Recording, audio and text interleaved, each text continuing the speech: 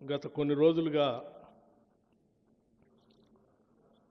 తెలంగాణ రాష్ట్రానికి సంబంధించి ఆత్మగా ఉన్నటువంటి సింగరేణి పైన కొన్ని కట్టుకథలు, కొన్ని రాతలు, కొన్ని లేఖలు, కొన్ని రివ్యూస్, అంతిమంగా ఈ సింగరేణిలో పనిచేస్తున్నటువంటి దాదాపు 42,000 మంది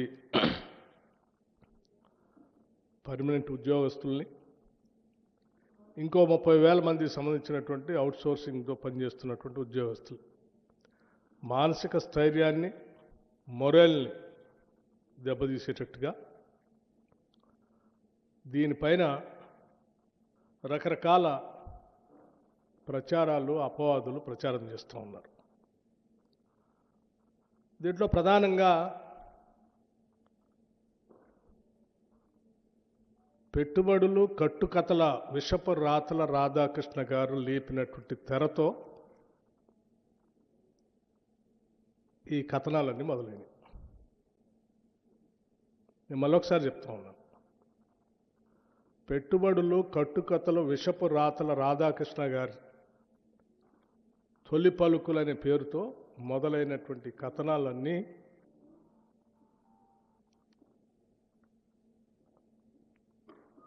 ఒక తప్పుడు ప్రచారం, రాష్ట్ర ప్రభుత్వం పైన కావాలని నిందలు మోపటం, ఊహాగానాలతో కూడినటువంటి కథనాలు రాయటం, ఆ కథనాల్ని అల్లిపుచ్చుకుంటూ రోజుకొక కథ వండి వార్చటం ఈరోజు జరుగుతాం.